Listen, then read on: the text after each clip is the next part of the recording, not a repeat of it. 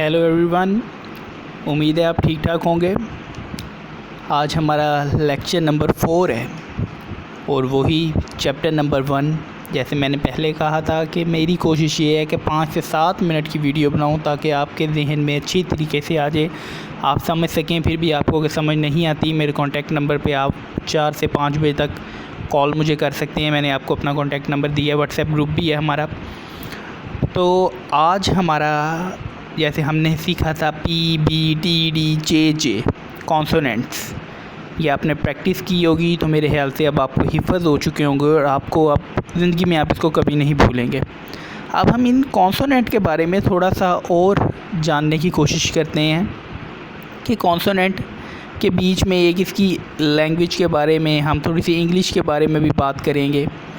अब ये जो हमने कॉन्सोनेंट किए हैं, इनके बीच में कॉन्सोनेंट्स के नाम होते हैं। क्या होते हैं? स्ट्रेट स्टॉक्स होते हैं, कर्व स्टॉक्स होते हैं और फिर हॉरिजेंटल स्टॉक्स होते हैं। आज का हमारा जो लेक्चर है, हम बात करेंगे स्ट्रेट स्टॉक्स की। तो अब हम बुक साइट पे करते हैं और आपको मैं रजिस्टर पे बताने की कोशिश करूँगा कि स्ट्रेट स्टॉक्स क्या होते हैं।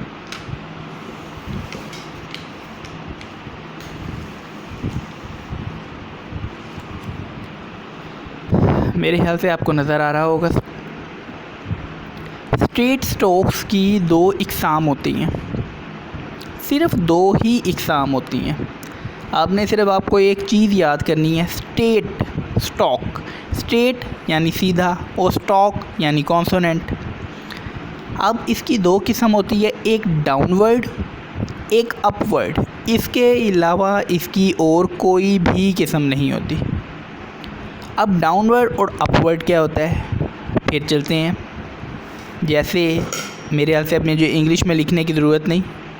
अब हम देखते हैं, हमने सीखा पी, ये हमने ऊपर से नीचे आए, पी।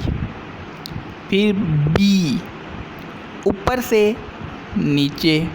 फिर टी, ऊपर से हम शुरू करके नीचे ख़त्म कर रहे हैं, टी। फिर डी, ये भी हम ऊपर से शुरू कर रहे हैं। फिर हम चे, ऊपर से शुरू करके नीचे ख़त्म।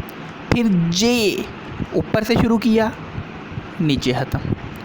अब ये 6 के 6 जो थे, ये ऊपर से शुरू हो रहे हैं और नीचे ख़त्म हो रहे हैं। अब इन्हें हम क्या कहेंगे?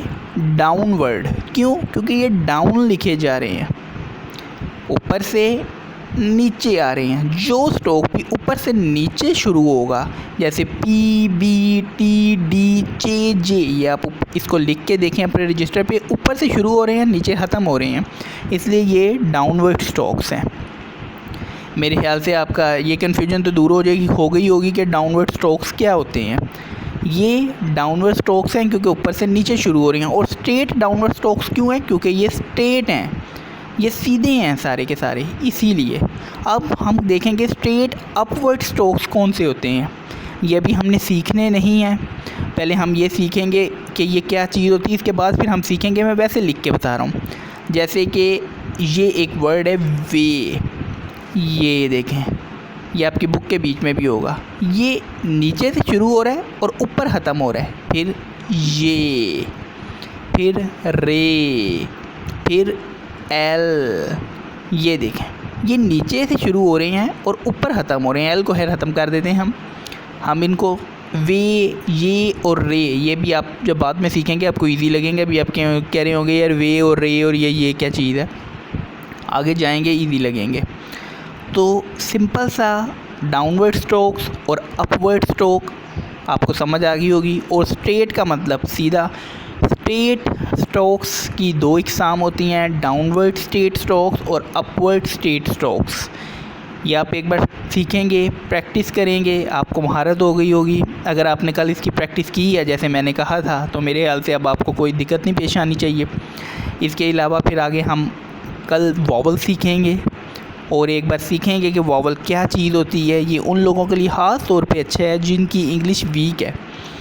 ये इंग्लिश के लिए, क्योंकि मेरे ख्याल से शायद कोई भी ABC से इंग्लिश आपको हाई लेवल तक, एडवांस लेवल तक कोई नहीं सिखाएगा। इस वक्त हम एक लैंग्वेज सीख रहे हैं जो इंग्लिश की ही एक बहन है।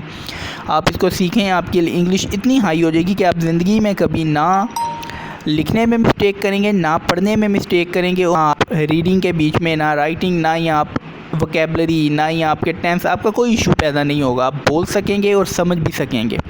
मेरे ख्याल से आज के लिए इतनी वीडियो काफ़ी है। कल हम नई वीडियो के साथ स्टार्ट होंगे। ओके।